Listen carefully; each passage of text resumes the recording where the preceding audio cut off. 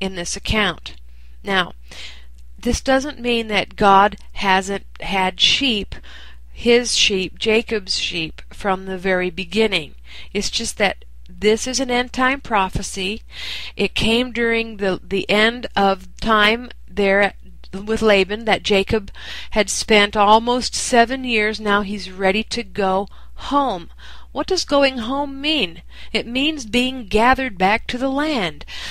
Jacob was getting ready to gather his family back to the land. Yeshua is getting ready to gather his family back to the land. And what is happening? There is a special calling out process going on. Now, notice that it was actually Laban, the family or the religious system, that separated out the sheep. Now, isn't that interesting? Genesis 30, verse 35. But that day Laban removed the male goats that were striped and spotted, and all the female goats that were speckled and spotted, every one that had white on it, and every lamb that was black, and put them in the charge of his sons. Well, you see, the religious system always looks at the exterior. If you're white and you look like everyone else, then they like you.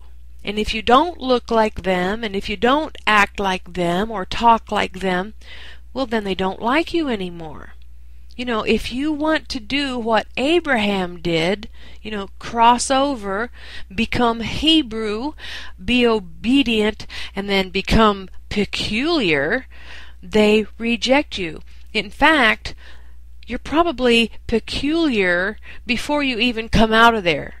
You may not already be obedient, but there's something peculiar about you that people in that religious system just can't put their finger on, and they just don't quite know what to do with you. That's because you are not a white sheep, nor do you want to be a white sheep. And now that it's getting time to go, they are not wanting you to separate yourself. They're wanting to do the Laban thing. They're wanting to separate you from them themselves. Now, Jacob wanted Laban's rejected sheep. He wanted those spotted, speckled, and striped sheep, the black with the white spots and the brown with the stripes. And let's take a look at what these Jacob's sheep are. First of all, there really is a breed called Jacob's sheep. And let me tell you something about these sheep. I have done a little bit of study on them. Each one of a Jacob's sheep is totally unique. No two Jacob's sheep ever look alike. And Jacob's sheep are stronger sheep than white sheep. They rarely need to see a veterinarian. Which, by the way, in the Hebrew Roots movement, this is something that many Messianics or Hebrew Roots people are proud of. They don't go to the doctor. They don't like doctors. And Jacob's sheep are said to be smarter.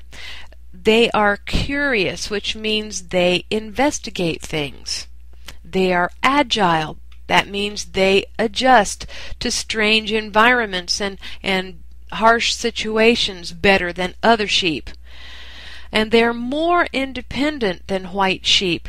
Thus, Jacob's sheep are natural leaders. However, Jacob's sheep are goat-like. Like goats, they butt heads with other sheep. And they do this to establish hierarchy. This is why we can't go around dubbing anyone a goat, because they're just a Jacob's sheep. They're just butting heads.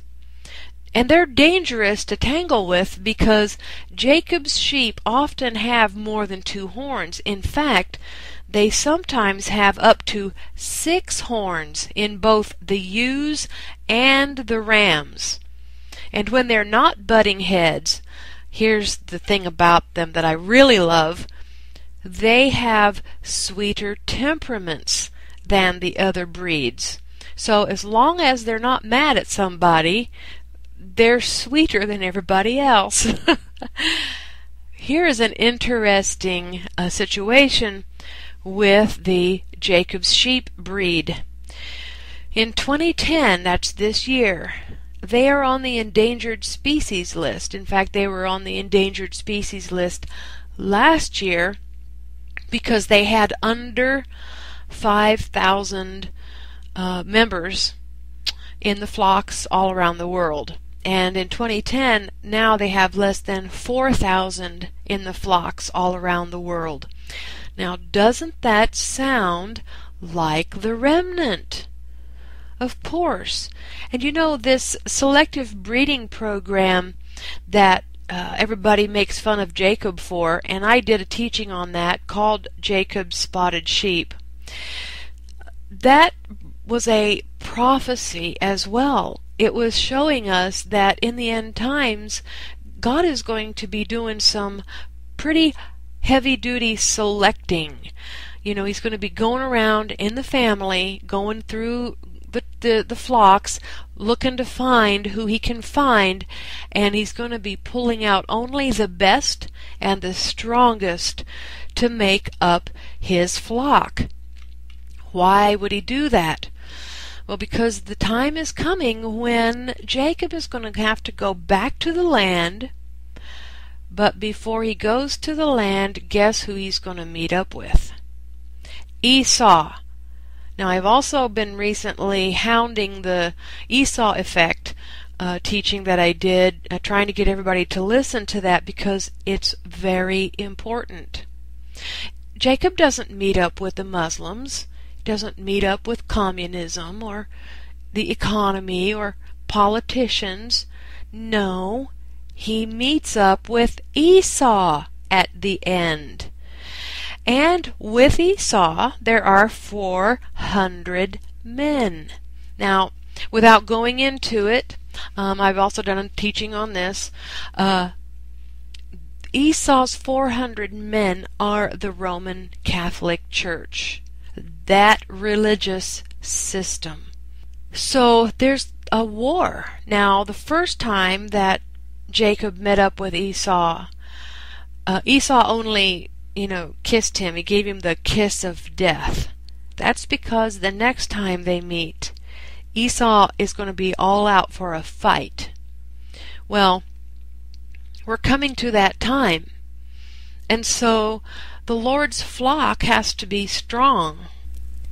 And our strength comes from being peculiar sheep.